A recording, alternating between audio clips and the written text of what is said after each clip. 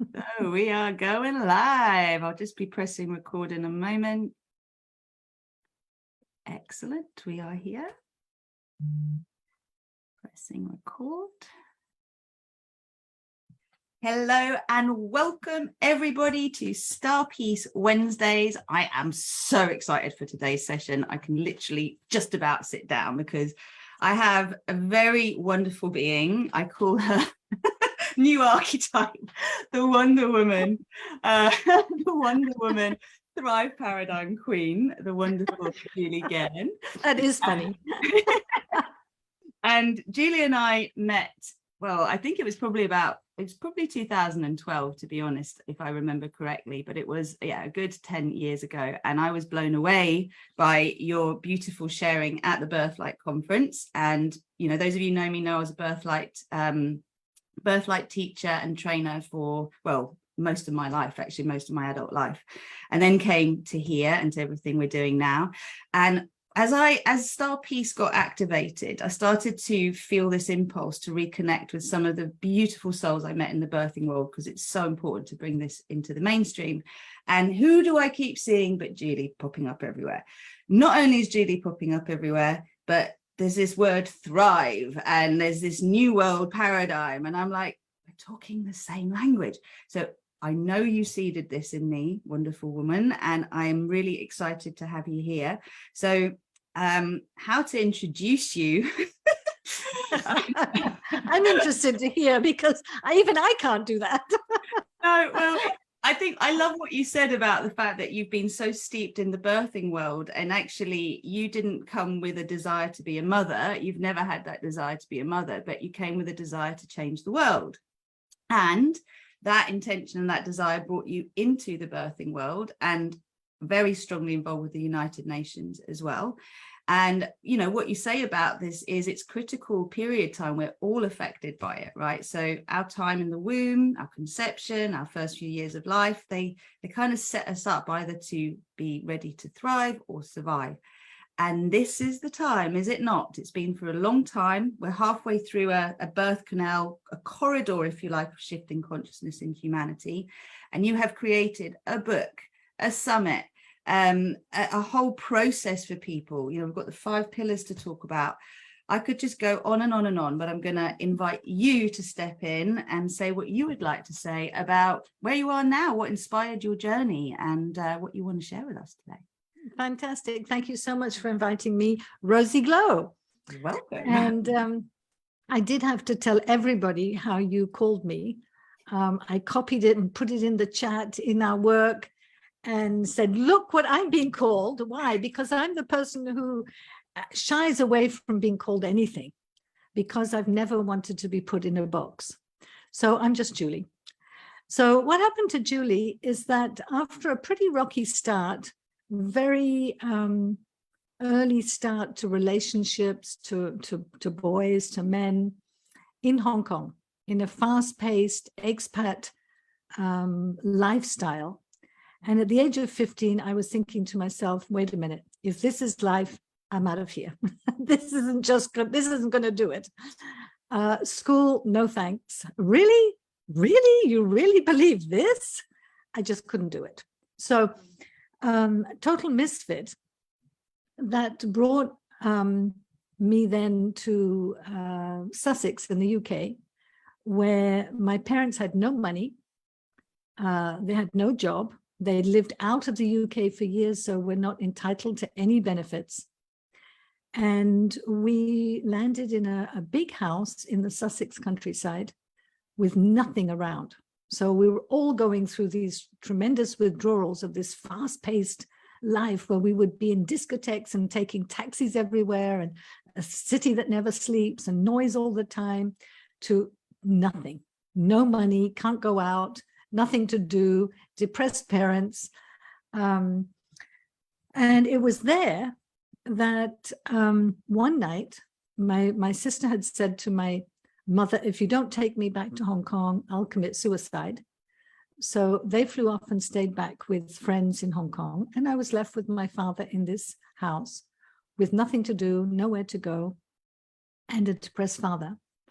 And in the middle of the night, the middle of the black, black, black, no outside lights.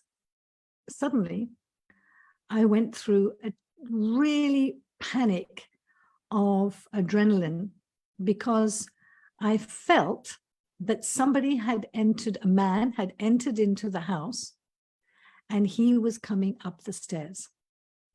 And my heart started to pound, and I was just completely contracted and frightened. And I started to think, as you do when you've got adrenaline running through your body, that's it. Should I just pull the bed covers over my head and pretend I'm asleep?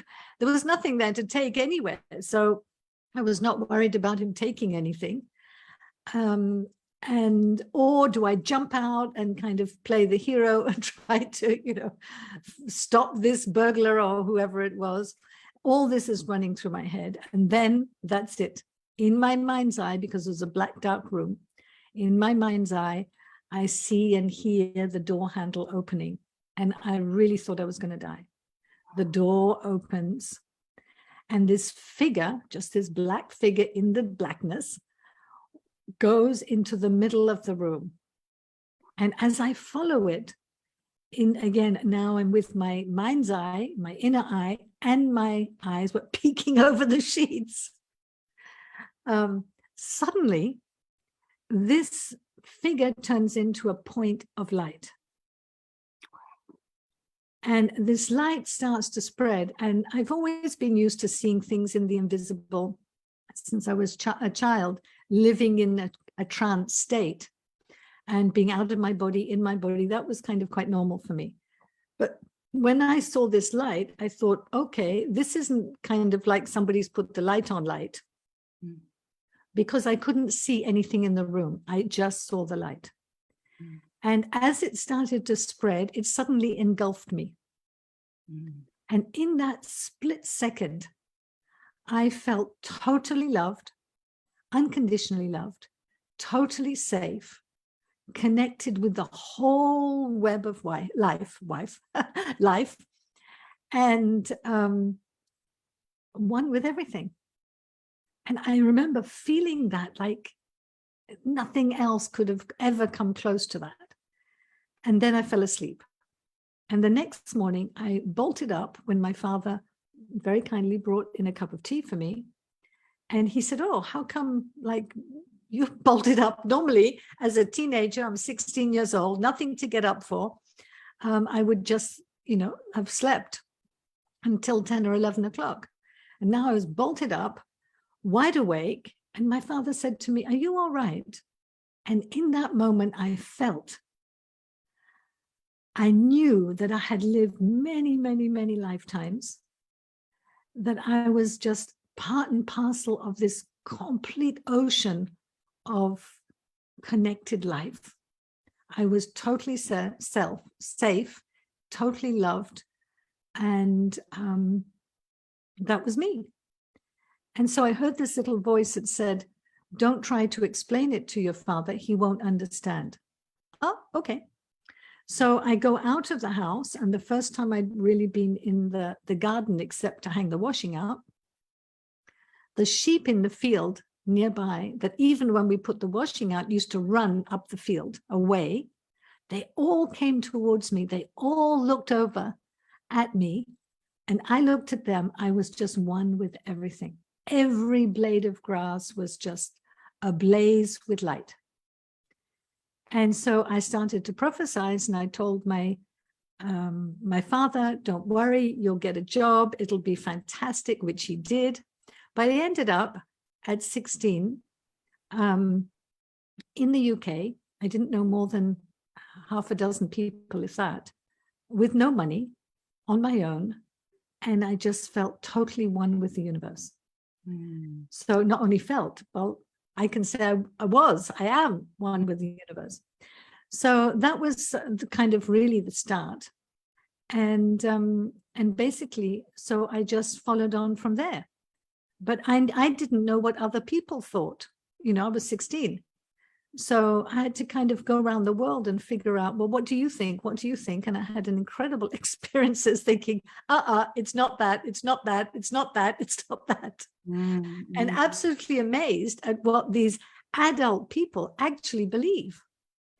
And so this led me to meet a spiritual teacher. Maybe you might have heard him, Omra Mikhail Ivanov, when I was 22. And in his teachings, he clearly said, if we were to look after pregnant mothers in 2 generations, 50 years, we could close all our hospitals and all our prisons. Because that's what I was really getting at. If I'm living this, that means that this is true for everybody. Everybody has this light within them. Everybody's connected to this web of life. Everybody's loved unconditionally. But why don't people get it? Why people suffer?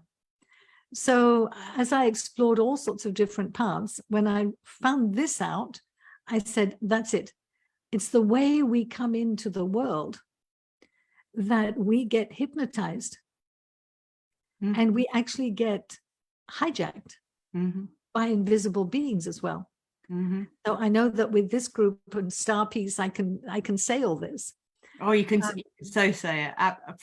Absolutely, yeah. So a lot happens when we literally transition in our consciousness from being a soul, pure consciousness, into building our body. And we co-build it with our parents.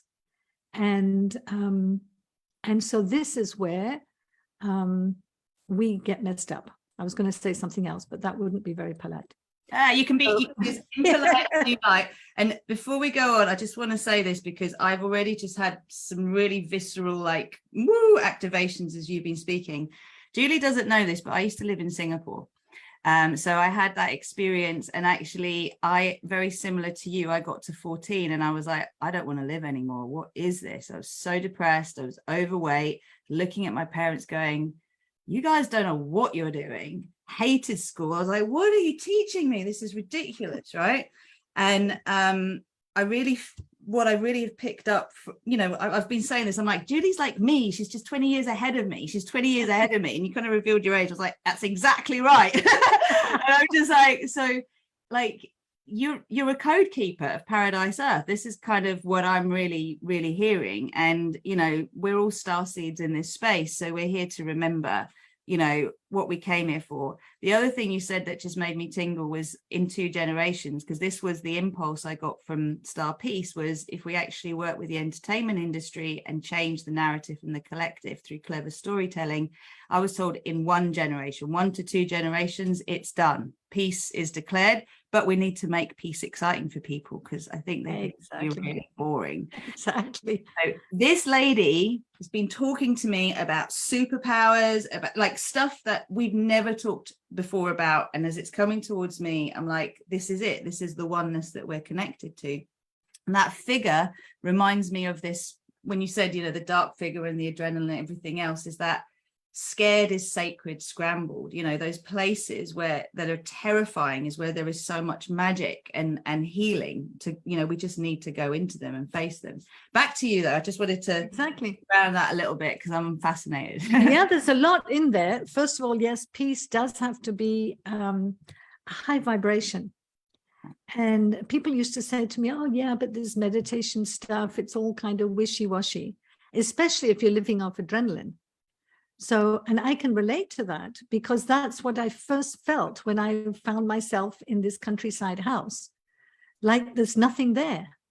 And yet after this experience, everything was there. Yes. When you actually get weaned off adrenaline and start to consciously secrete oxytocin and endorphins, which are a natural high, you're not flat. You don't wean off to a nothing land. Oxytocin and endorphins are as powerful, if not more, and I'll tell you how they are more, than your adrenaline kick. So everybody's a junkie in here somehow, and we get our fix. So, if you watch movies and things like that, just have a look at what is it you're looking at. Is it that kind of frightening stuff, because you're not really interested in what's going on in the movie. You're getting your fix of that adrenaline kick. And the good thing is that once you actually wean over to the oxytocin and endorphins, your body finds its new default setting. And it's only then that the real life and the real magic starts. Because your body now has optimum conditions. It doesn't have to fight against itself, against life, to try to make everything happen, which in adrenaline it does, because everything's blocked down. So it's now open. And you actually start, this is one of the things that we teach people. Again, it's a bit of a long story how I got into it. Well, actually, I will tell the beginning because it's quite important, and many of you will probably be able to relate to this. As I was kind of disconnected with this life, and I just felt, that's it, I'm a being of light, and well, who needs this world anyway? Being an out-of-body experience, we leave our body and on its own, it's got to fend for itself. And when we're here in this body to make peace with the body and live in the body. So what I experienced as I went on from the age of 20, I actually had ovarian cancer, and I never told anybody. So my experience was actually to come into the body. And what I discovered, that when you make peace, whether it's with your body, whether it's with your heart, your emotions, with your mind, and you live in this world of love as a state of consciousness, then all these inner doors start to open. And that's when you start to say, wow, this is so cool. This is far out. And the first impression for me is that you grow wings. And that for me is a sign of that it's the soul wanting to expand into the universe. Like my ring. Wow, what is that you have on your hand? Oh, that's wings. Oh, I see the wings. You have to be careful with the finger up there. It looks like obscene, actually. Yes. So yeah, you grow these, you have this impression that you can fly. And a lot of people actually have dreams and things that they do fly, because somehow we have this power that actually comes out of our, in French, the word is homoplate. Shoulder blades? The shoulder blades, exactly. Yeah. So I've lived in France for too long. So, so basically, and that's actually why angels and things are depicted with wings, because we actually have energy field that comes out of there that allows our soul to expand. And it comes from the chest, the back, all in that area, the heart chakra.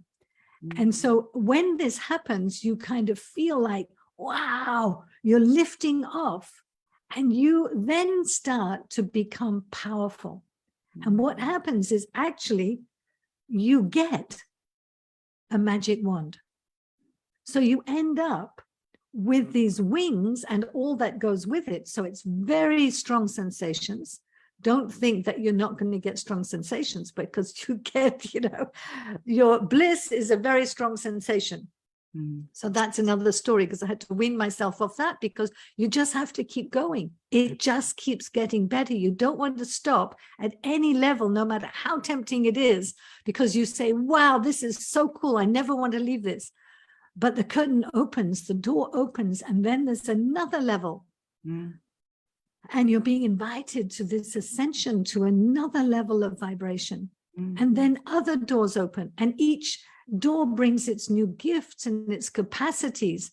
And you just keep saying, wow. And then you get your magic wand and you enter into being able to really be a conscious creator. And that's another thing I've done now, is create a program called, actually it's called the Conscious Creation Plan, because people do birth plans, they do business plans, and I'm doing conscious creation plans, because it actually all follows a plan.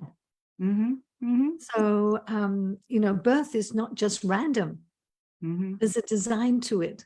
And when you can slow it down and really have a look at it, it's absolutely stunning. That this is just, I'm laughing because anyone who's been through my programs will be laughing at everything you're saying, because we talk about wings, we talk about magic wands, and it's like the Anusara yoga, which was one of the trainings I did, the Tantra path, it means literally to flow with grace. And they talk about the wings of the heart and this how you align. And one of the things that dropped in for me recently was accessing the 0 point field comes from accessing zero balance in our bodies. And that is that still point. It's coming to, if you like, the space between the in-breath and the out-breath. And the way you've described ascension to me is this, it's like almost like a computer game, isn't it? You learn this level where you get, you learn the master in this level, and then you're invited to the next level. And the joy of being on this earth and actually choosing to embody is to do this in physical, because in the non-physical, we're dab hands at it, right? We've done it. That's why, Julie is so a starseed. We don't even need to have this conversation, right? But we come from higher frequency into this lower density to remind everyone that this is a possibility. And I think particularly for teenagers, because I know I struggled with food, with addictions, with sex, all of it, trying to fill myself up because I felt empty. And as you said, we're not empty, but we need that activation. And that activation is, if we don't have that in our family to sort of help us to activate and thrive it, which, in the future, it's going to come from preconception times, right? That's what we're seeding now, is this preparation.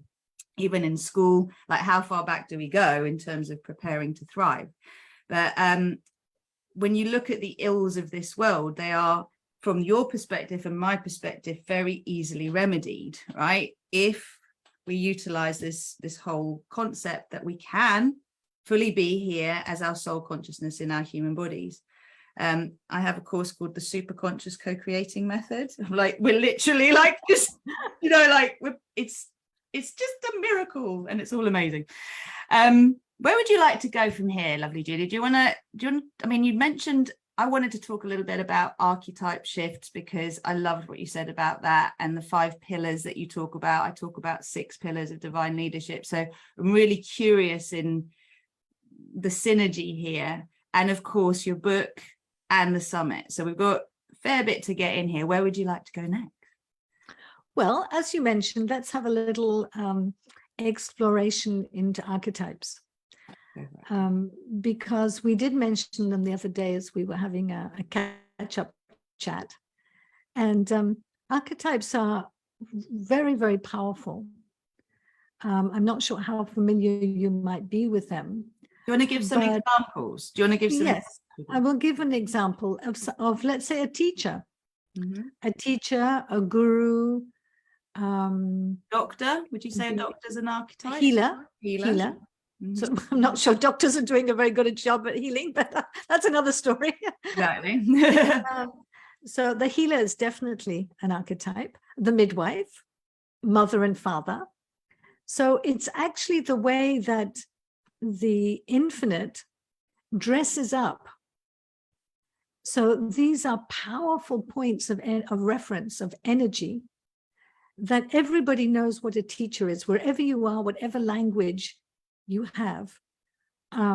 Everybody will know what that is, and a healer, because it's part of our human makeup of energy possibilities. Okay, but over the time, these change. And we're really coming now into another period of change. We all know that. And one of the things which is characteristic in the archetypal world is that the victim archetype, so which could be the martyr as well, of the victim, the poor me, syndrome.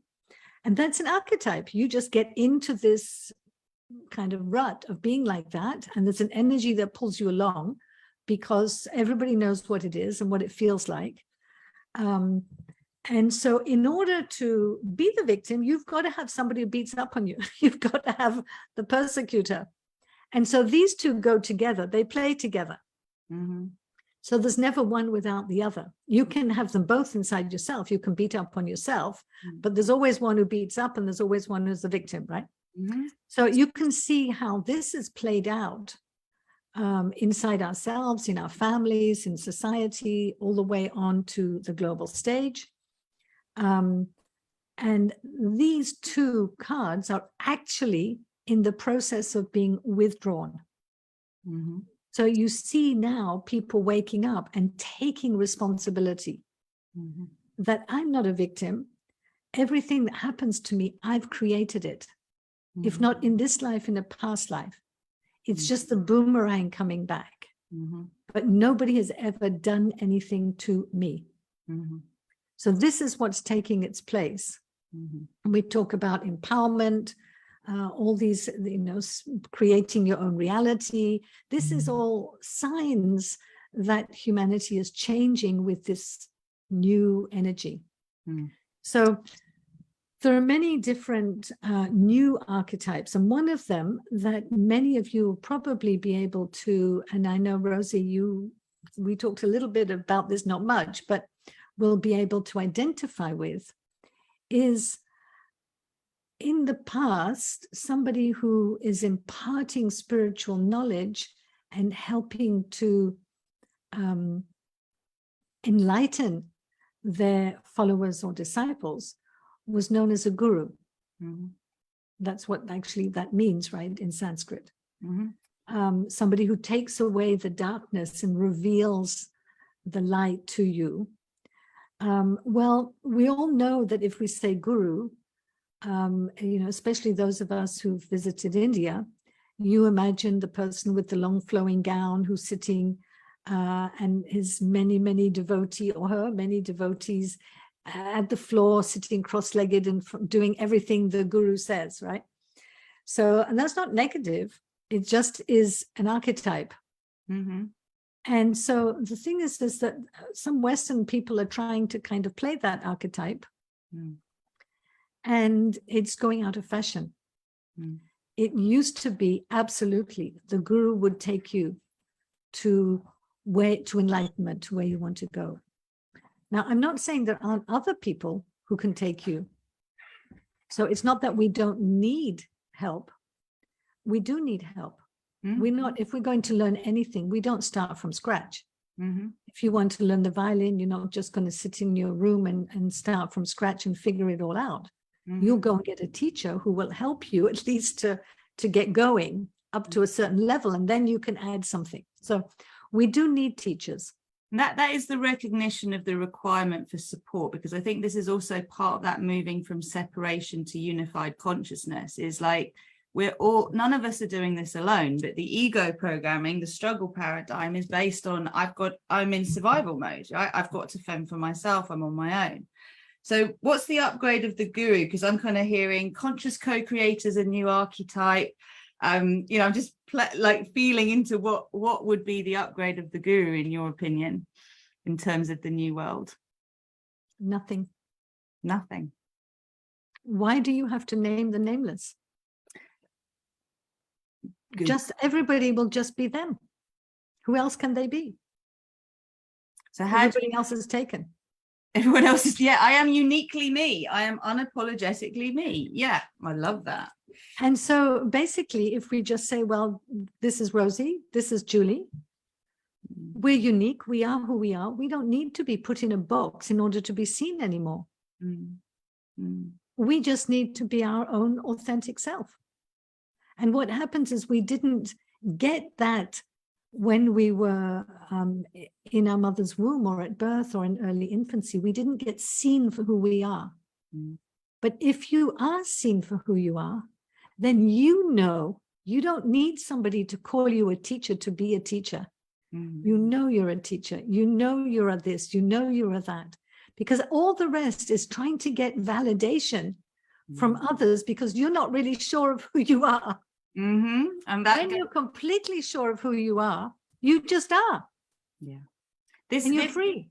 This is what I describe as the, claiming our internal authority again and unplugging from looking for that validation externally. It's also what Bruce Lipton talks about, right? And it's the codependent relationships in this world today are based on us trying to feed off each other when we can actually directly feed from source. And when you're talking, I'm like, yeah, the divine spark that is uniquely me, uniquely you. Yet when people wake up to this and it's like, well, who is my authentic self? What is my authentic self? It's like a huge cavern of, oh my goodness, I don't know. And it's in that sitting in the not knowing that's terrifying, it seems, as part of the awakening process. Exactly. And the letting go. The letting go of thinking I'm a this and I'm a that, I'm a white person, I'm heterosexual or whatever, I'm British, I'm whatever we identify with. None of it is real, is it? No. So I'm whatever label I put on me. When I first got married, and my husband and I, our relationship is a spiritual one from the top down to the cell, from superconscious to subconscious, and an alchemical transformation relationship. And so I didn't want to get married. I didn't want children. And when people started first calling me Mrs. Gerland and Mrs. Captain, because he was an airline captain on the flight, oh, you know, Madame Commandante, I was like horrified. And I remember feeling triggered, but that's not me. They don't see me for who I am. You know, I'm not that. Until I was able to take this home and say, well, wait a minute, do I care if they see you or don't you? And then I said, well, no, I don't actually. They can call me whatever they want. It won't change who I am. It might change their experience, but that's okay. That's their experience. I will be who I am. You know, what did they say? A rose by any other name is still a rose. So if you see yourself as a soul, as part of the divine, whatever anybody calls you, it really doesn't matter.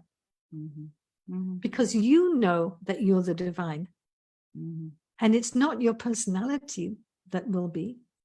You know, that's just like a wave on the ocean. It comes up and then it'll be gone shortly. But this is, I'm really hearing this, and I think this is so important for those who are listening to recognize, because going back to what you said before about what we tune into for entertainment, this is, you know, we're programmed, right?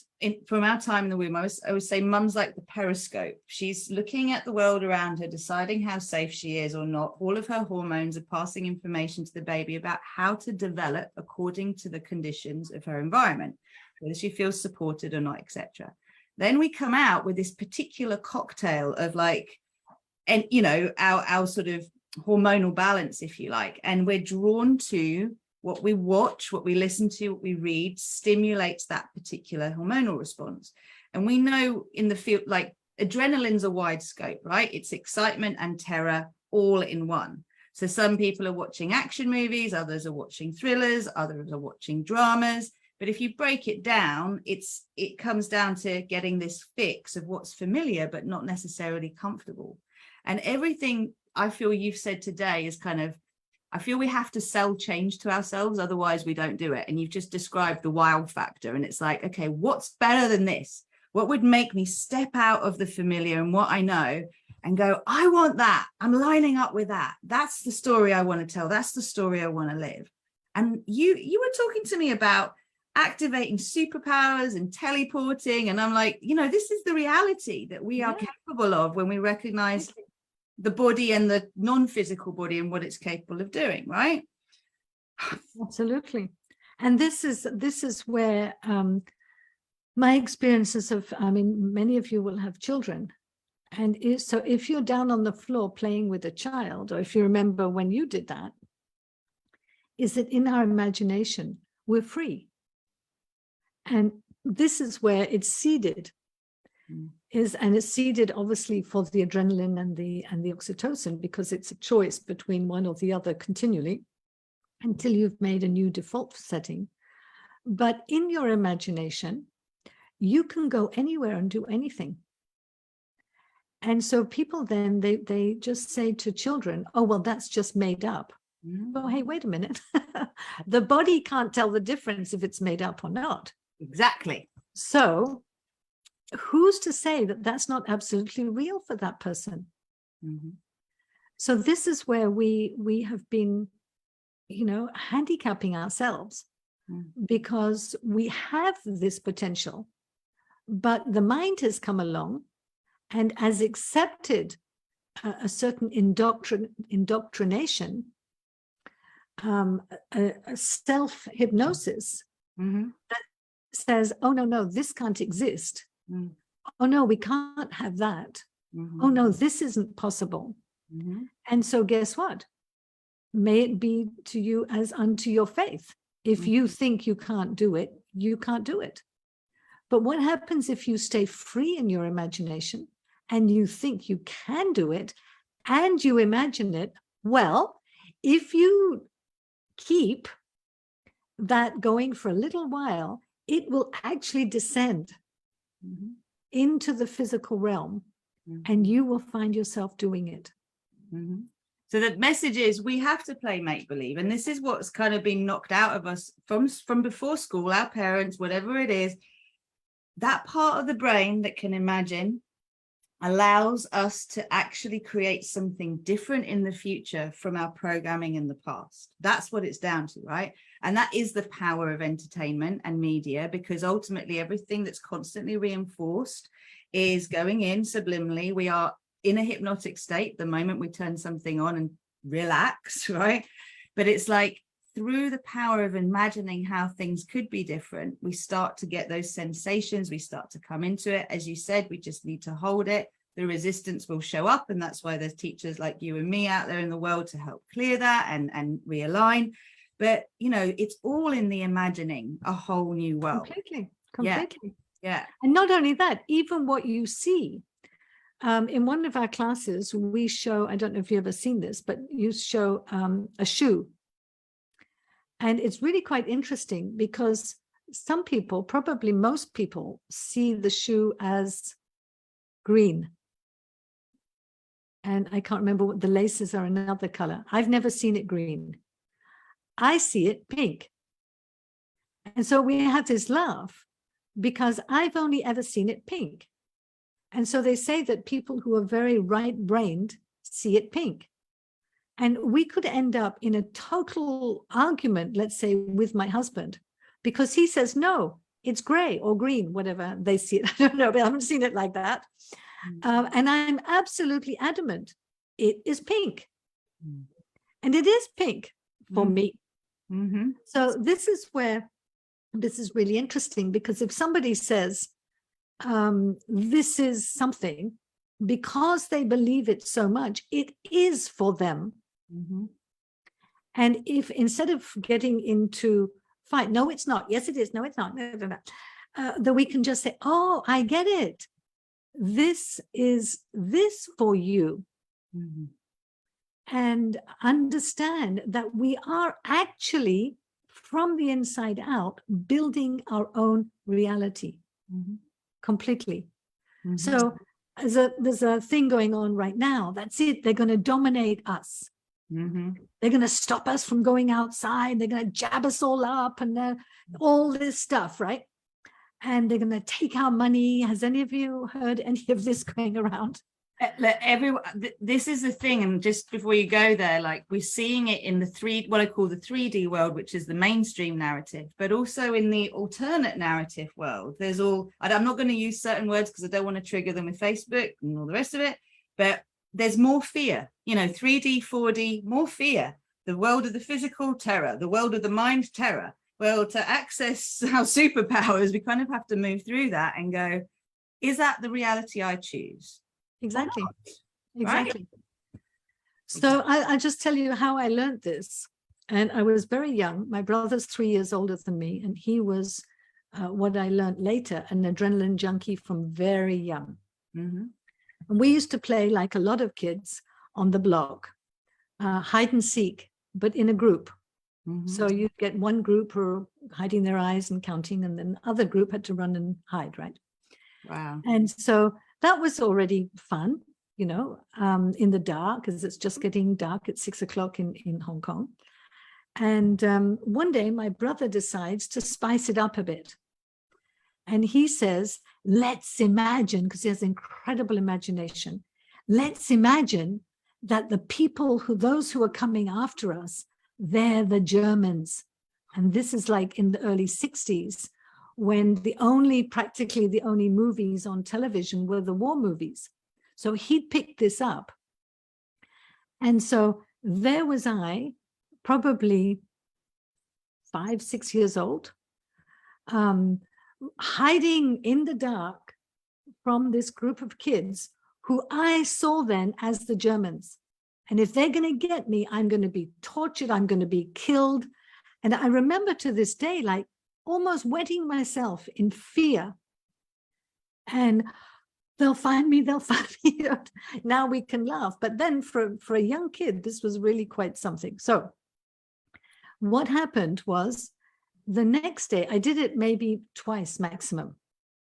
And then my brother came, come on, Jules, we're going outside with the others and we're going to play the Germans. And Jules says, Mm-hmm. And I remember this being in terror and panic. And now I'm at home and safe. And I could feel in my body, I'm safe here, everything's fine. And I said to him, no, I don't want to play. He went and then became really the adrenaline junkie. And then I was choosing my default setting. I was saying, no, I want to feel in my body. I want to feel safe. I want to feel loved. I want to feel where everything's nice. And I can make up nice stories and live in that. I can leave my body, which I was living in trance already very young. And I just stayed with that. So now when I hear people, and often I talk with my husband about this, so that we become really, really clear to pass this on to our students, is so the people who were saying one side or the other, either you've got the dreaded viruses out to get you. What do I hear is my brother saying, come on, Jules, let's go and play this. Yeah. Yeah. And there are some people who plug into it because they want to play it. There were kids who liked to play that, or at least they did it. Yeah, it was their feeding their cocktail, wasn't it? It was feeding what they were used to in the womb. Exactly. And I just said, no, I'm out of here.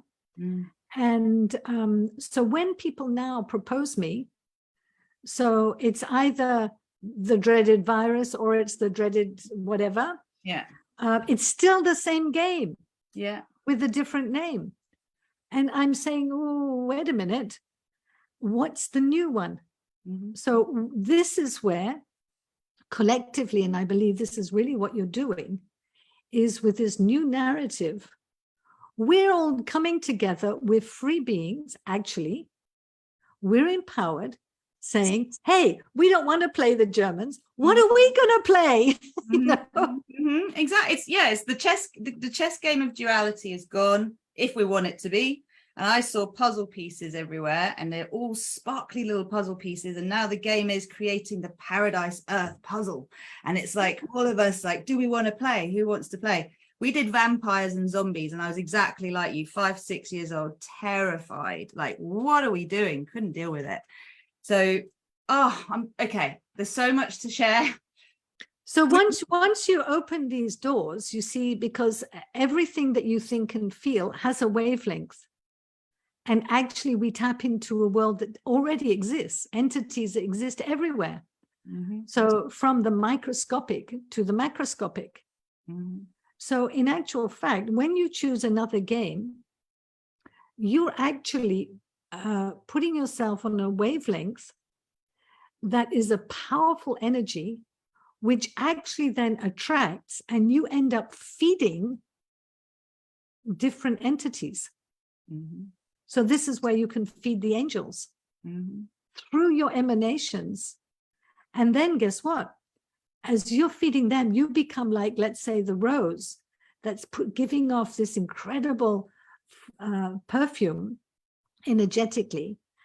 And these entities who are divine beings come, and when they come, they bring all their gifts. They come into your aura space, and you just feel this absolute bliss, and they're sharing with you their gifts.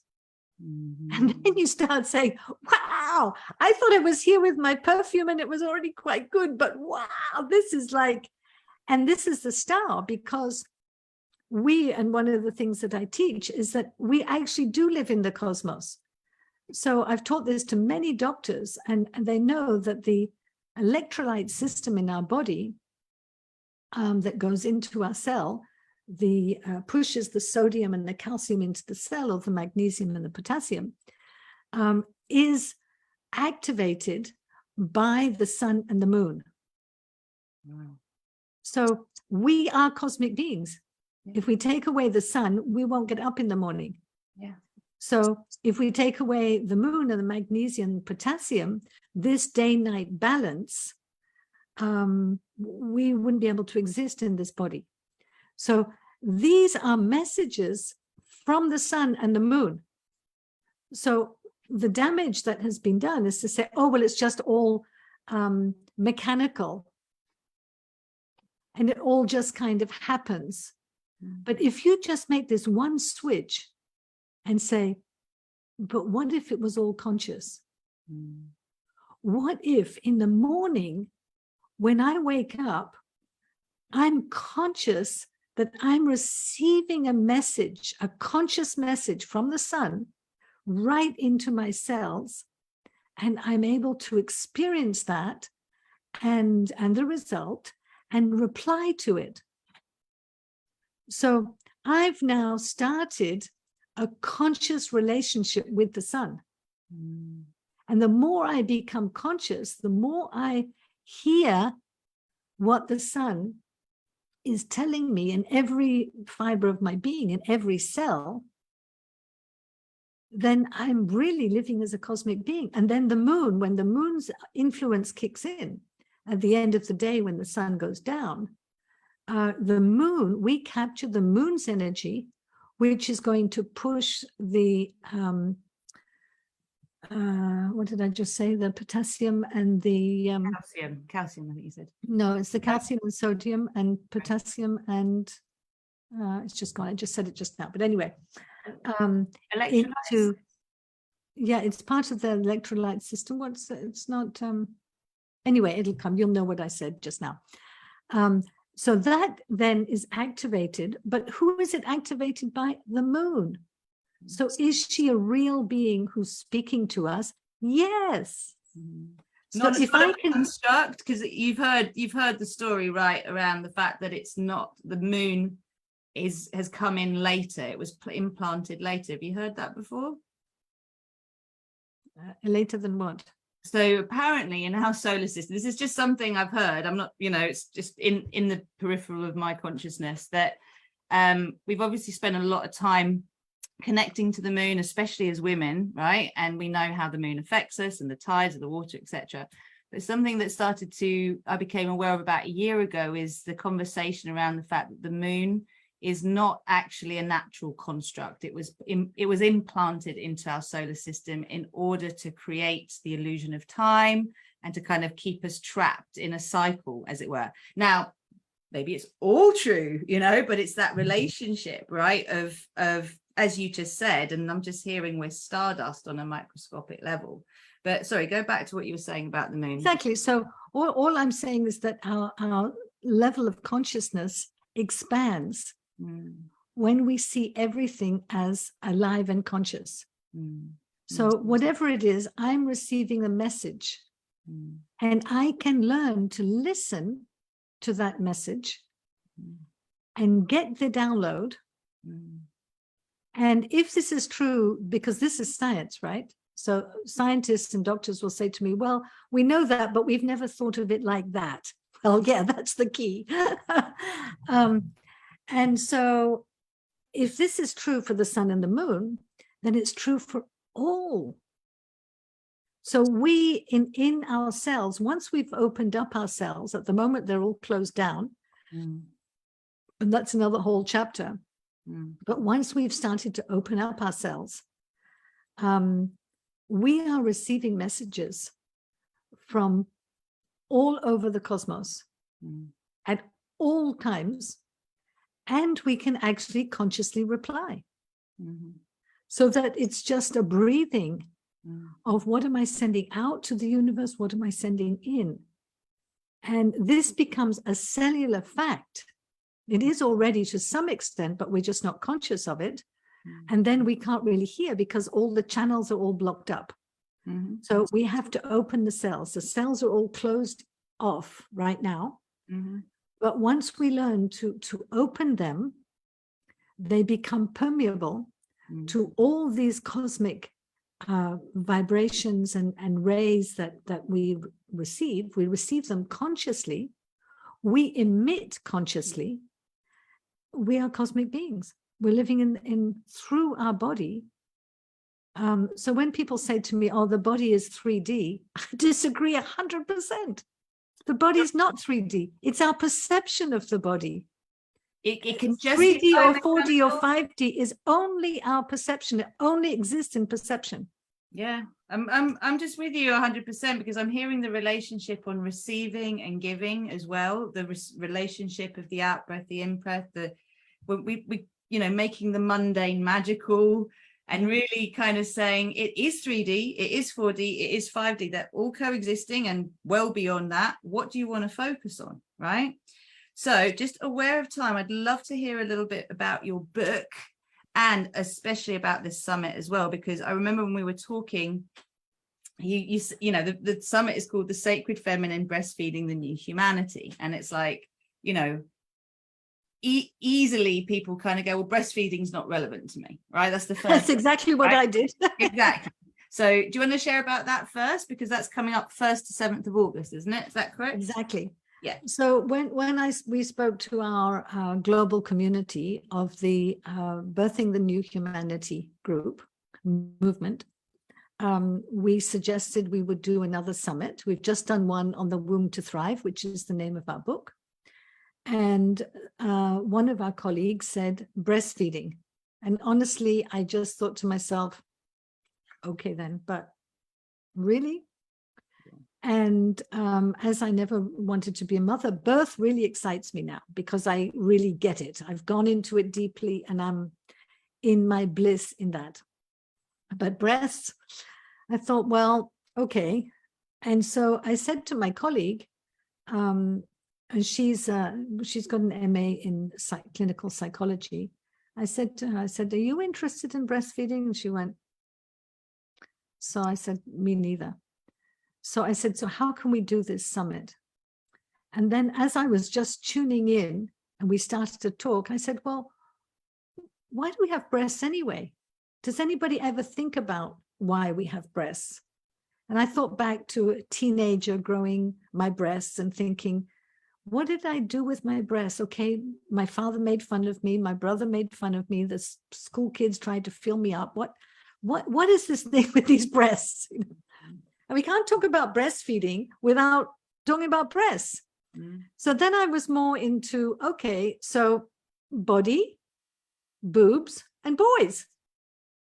The wow We factor. didn't even think we had breasts if there weren't boys in the room. It's the moment there's a boy in the room that suddenly we become conscious there, at least for me. So I said to my colleague who used to be a school clinical psychologist, I said, have you ever had young people who have had kind of trauma or difficulties, psychological difficulties around their breasts? And she said, God, yes, loads. So I said, well, this is getting interesting now. So body, boobs, and boys. And I said, so let's go into what is the sacred. I get the sacredness of our hand and our eyes, and I've just been going like this. We listen, this is all really sacred for me. But I said, we haven't really explored and taken a deep dive into breasts.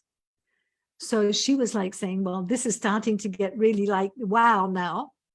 And so as we went into it, we actually ended up in the cosmos with the Milky Way, with the moon, we were downloading this information about why we have breasts, what's the new narrative of this, where does it need to start, way before a mother's going to be breastfeeding, what are the implications? That I already knew, but I've also discovered many more. Breast cancer, why is this so hoo-ha about breast cancer? Mammograms, I've never had one in my life. I would never have my boobs squeezed in these funny things. But a lot of people do. So I thought, wow, okay, so now we've stumbled upon something which is like really, really, really important. And so we were going to have at first one day, and we were going to have a few recorded talks, and that was us done and dusted. And now we have 7 days, 3 talks a day, amazing people from all over the world, including somebody who's joining us from Africa, and he's a medical doctor, but he's completely into the African ways of healing, traditional African ways of healing. So we're going from the infinite to the infant, we're going to breast, to healing, to trauma, to all kinds of aspects around breasts. And actually it's really, really interesting because we're all concerned. Yeah, and you know, this is I'm fascinated too, because when I first looked at the title, I was like, okay, this would be interesting, but it's making it real for everybody, because the concept of nurturing. I love what you just said about the infinite and the infant. It's these words and these associations, and like there's been, you know, I think it's important to name it at this point, because I had a book launch yesterday for a book that I'm now a multi-author book called Women Leading in the New World. And, you know, we're at a point where there's a lot of conversation about gender. There's a lot of conversation about non-binary, about not wanting to identify with a gender. And, you know, then we've got things going to extremes as well and saying, well, you know, this should be neutral for everybody. And it's like, well, hold on a minute. Don't we get a chance to choose for ourselves what we really want? The whole thing, there was a big hoo-ha in England about changing the word breastfeeding to chest feeding, and thankfully that's died a death, because in the desire to not offend a few, and it could be many in the few, like I don't want to marginalize it, we end up then totally stripping ourselves away of the magic. It's not, I mean, identity is interesting, we've already talked about it, but the breasts, you know, that's how we nourish our young. That is how the next generation thrives, because it's more than food, isn't it? It's hormonal connection. Do you want to say anything more about that? The mother becomes in her power, because she's not just kind of like an animal mother. She's a divine representative, and her body is channeling this divine mother's energy to her child. And this is what mothers, when they got cut off from this, they say, oh, well, we just don't want to be home. My mother said to me when I was about 50, she said, I said, look, you're a nice woman, you're a good person, but you just weren't there as a mother. And so she looked at me in the eyes, I mean, honestly, and she said to me, so, well, what was I supposed to do? Stay home with you? I was like, well, yeah. Like, yeah. Why? Because mothers now feel so cut off that they've taken the lead of the men and excelled. I mean, anything a man can do, a woman can do better. We know that. She's proved herself, but she has cut herself off from this amazing grace of being able to channel this sacred energy from the highest. Can you imagine the whole of the universe is being nurtured and nourished? Otherwise, it wouldn't still be going. It wouldn't exist. It would have all collapsed in. So the sacred mother is basically all that we see. And if we're still being nourished by energy and food and light and water, it's because of who? The sacred feminine. Which was cut out of our spirituality for a very long time. And we will be talking about that with somebody who's really an expert in that.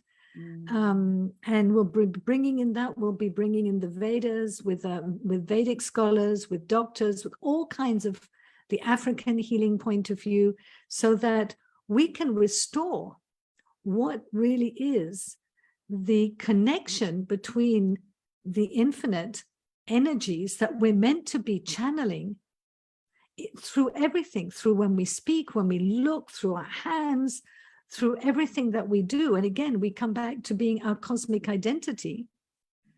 And it's not just, mothers say to me, well, I don't want to just have to stay home and breastfeed. And I thought to myself, well, if I thought like that, I wouldn't want to either. Change a narrative and you change everything. So this is what we're doing. We're not, putting this on anybody. It's a discussion. It's points of view, so that people can be inspired to think and feel and maybe do some research into how we can get this wow factor. How can we live now in our cosmic selves saying wow, instead of, oh, well, do I have to go to work? Oh, well, do I have to do this? No, of course you don't. But what if everything we did was filled with this bliss, this high energy, that from the moment you woke up to the moment you went to sleep. And in fact, sleeping is basically leaving your body consciously to expand, and then come into your body where you have a work with all these cosmic energies to bring it in, to express it here through everything you do. So you're getting your nurturing, you're getting your nourishment from the infinite at all time and passing it on. And that's what the mother is doing while she's breastfeeding.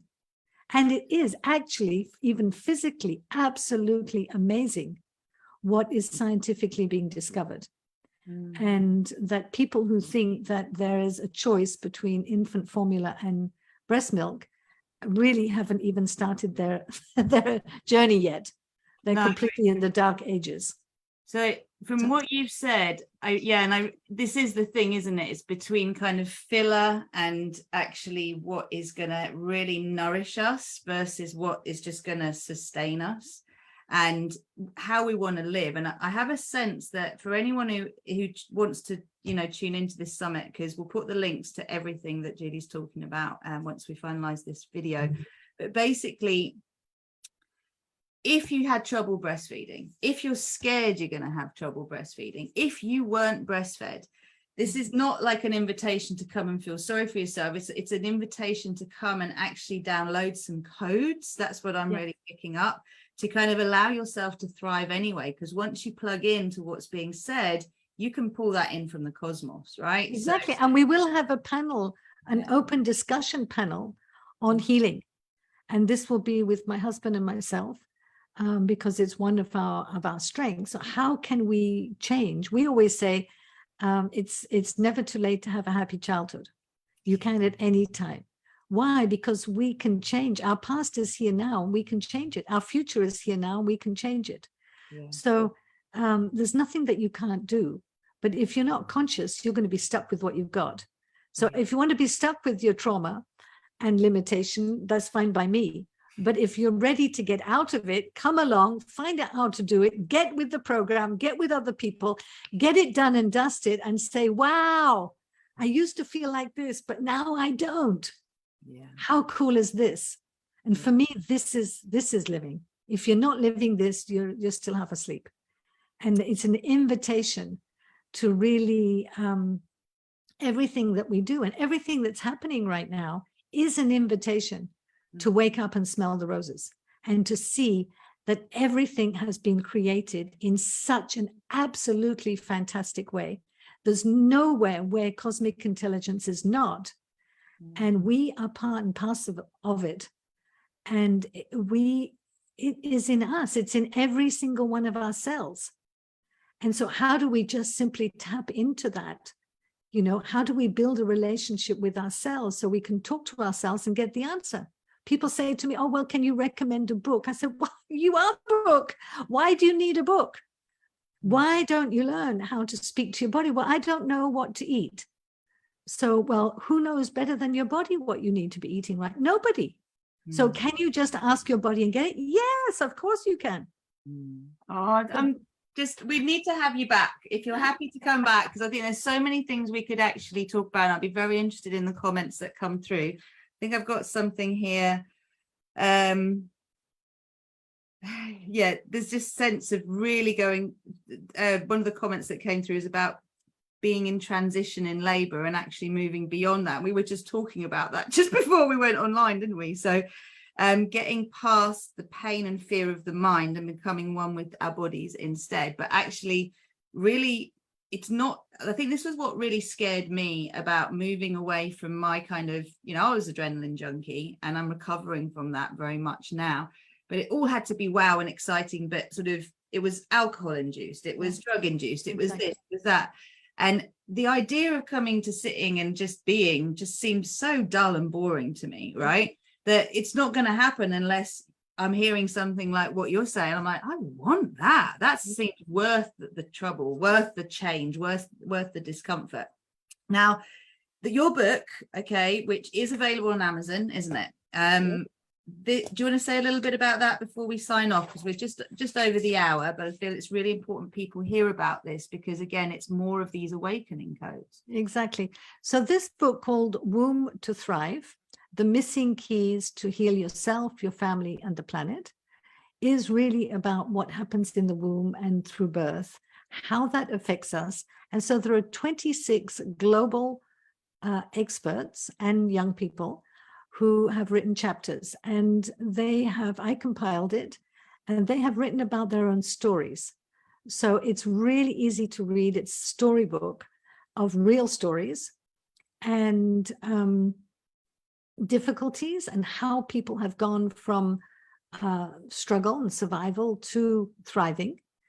And we have top pioneers in the world, doctors, obstetricians, and we also have young people. We have an Afghan midwife who's in a refugee camp in Jakarta, for example. And we have a young Kenyan man who's also part of our community, who started a birth center in the slums in Nairobi.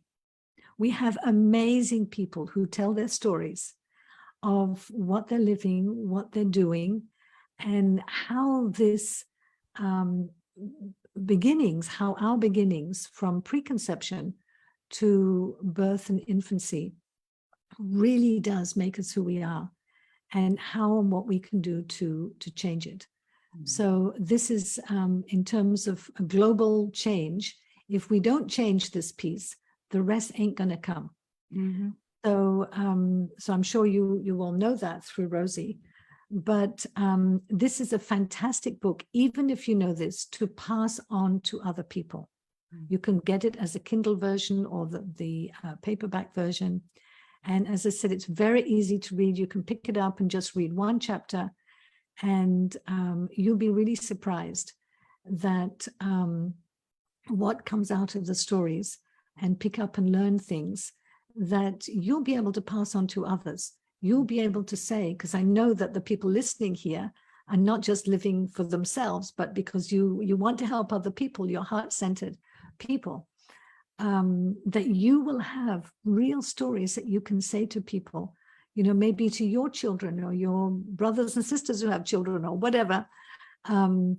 Wow, I didn't know, but people have lived this and discovered that, and you'll be able to pass these stories on, because they really are profound to help people understand their problems now, because we don't associate it. For years, we've just kind of got our heads around that some trauma now is coming from our early childhood. That's kind of, but birth trauma, prenatal trauma, but it's so ironic, because I've mentioned it a few times, we have a political party manifesto in England called 1001 Days. You will know about it, and it's from conception through to the first 2 years. I actually spoke twice in the British Parliament. Well, look, I look on the government website to see what that actually means, and it's literally all just about logistics, nothing to do with actually how important it is to nurture the mother so that you can nurture the child. And that's how far back our system is at the moment, right? It can't even fathom that. What did you want to say about that? Sorry, Julie. No, it's just I know Andrea led some, we actually took her to the UN because at the time that was the most groundbreaking document that came out from the UK. And we were instrumental in bringing this to the United Nations and then getting the follow-up of that, which is the nurturing care document, which does say that from conception or from pregnancy to age 3 is the time where we lay the foundation, lifelong foundation. So we know today that if you're suffering from heart disease at 50, the origin is prenatal or perinatal. So this is clear. So how can we change it? Is we have to know the origin and not keep supporting all this research to try to find a cure. That's with everything. This is absolutely old paradigm, but dinosaur age for us is that we shouldn't have this. So we've got people who are creating this for us. Thank you very much. And I've spoken about this at the United Nations. And when they gave the chief of protocol at Ban Ki-moon's office when he was the Secretary General, gave a heart-throbbing story of how we should give money for breast cancer research. And I was just bubbling, and I just boiled and boiled and boiled to when it came to questions. I got the microphone and I just said, wait a minute, the first step to do this is there are hundreds, if not thousands now, of known carcinogenic substances which are proved. Thousands and thousands of barrels of these toxins are being produced every day. The first thing to do is have a moratorium and ban. I'm just talking about the known ones. And so I said, we need to ban the cause, and then nobody will get the breast cancer. She was livid. She was furious with me. And we passed by in the corridor, and she put her nose up at me and she said, the United Nations is a little club and you're not in it. And I thought to myself, you bet I'm not. You know, I mean, how about that for a signature? We're just going to keep making you sick and you're going to have to pay. We want your money. No, come on, folks. We need to wake up now. We can do better than that. Yeah. Stop creating this stuff.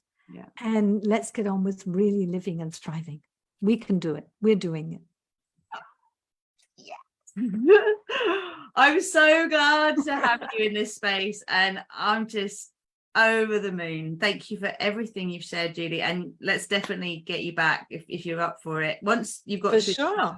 I'd love to hear from the people in the group. I've joined your group. Please send me some messages, and let's keep these conversations going. Yeah. Because like that we can really support ourselves and each other and make this movement grow. Absolutely. And your movement is called the Birthing the New Humanity, right? So we're uniting StarPeace and Birthing the New Humanity is all part. We're all like this, right? And exactly. I love it when someone as esteemed as you know, what you're even saying about the UN is just so important for people to hear, because they've got these blinkers on that it's all good and it's all for the best. And it's like, wakey, no, your heart knows this already. So stop arguing with your head and let's do something amazing, because we have the power within us. So we'll leave that there. We'll put all the details, books available on Amazon. We'll put the information about the summit. We'll give you, please just share in the comments any questions, and we'll come back and we'll have this conversation on the next level, the next wow factor. And all the best with it. I'll be signing up as well. I will make sure I get that done before the 1st. I can't wait to hear more about it all. And I'll be getting the book as well. So much. Fantastic. Love. Take care. All the best. For now. Yeah, thanks, Rosie. You're welcome. Thank you. I'll drop you a message on WhatsApp, but that was awesome. It was a bit longer than an hour. It's an hour and 15. Is it okay? Divine timing. An hour is a rough estimate of time in my world. Okay. Yeah. Well, it will be good to see what the comments are anyway, to see. Yeah. Hopefully it sowed a few seeds and got people kind of wanting to do more, and people bring their stuff too. And everybody's experiences are valid. So the more of us are sharing this information in different ways, the more it builds, right? This idea that this is real, because it is. I mean, if I've come from my own research to the same conclusions that you have, right? And obviously our lives, I mean, I can tell you my stepdad was a captain as well. I'm just like captain, really? BA, and then Singapore Airlines. Yeah, that's how we ended up. Okay. But there's so many parallels, right? And it's like, I'm really grateful. Thank you for just opening, you know, to having this conversation with me in the first place and everything, because I can't wait. I just see this bridge is being built and you're dancing away and getting it all like going. And I'm like, yeah. Well, you said have fun. So yeah, Francois and I, we're just like two little kids at home. So, you know, and people like that. I think we're finished with the kind of, I'm a so-and-so. We need to be finished with it. Give him my love, because I only met him briefly. Well, I only met you briefly in physics. Where did we meet? We meet at the UCL? It was, do you remember what years you went along to the Birthlight conference? I think it was only UCL and Cambridge. It would have been the Cambridge one. Okay, so I think that was only about 6 years ago or something. I think it was definitely longer, because I wasn't living in Croydon. I wasn't living in Brighton. I remember you saying we had about 10 years left of our resources before they really ran out, and that was coming from the UN. Yeah, that's true. But I that I got from the Rio Plus 20, which was in 2012. Right, So, that's right. Yeah, that I think it was 2012, because it was a really big awakening year for me. And that was the start of this, what I understand to be this 20-year corridor where we're coming to the other side in 2032. But I'm where you are. I'm going where you are. That's it. I just keep going, so you have to run to catch up. All right, that's fine. Don't worry, I'm good. I've got my wings now, so exactly. Fantastic. All right. Well, what I'll do, once we've got the video link available as well, we'll upload it to YouTube. So I'll send you the link, but you should be able to share if you want to from this page as well, on your page if you want to. It's all pretty open.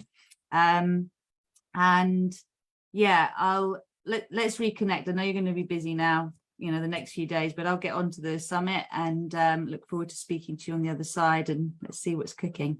Fantastic. Yeah. Take care. Lots of love. Be well, Rosie. Thank you. You too. Lots of love. Bye now.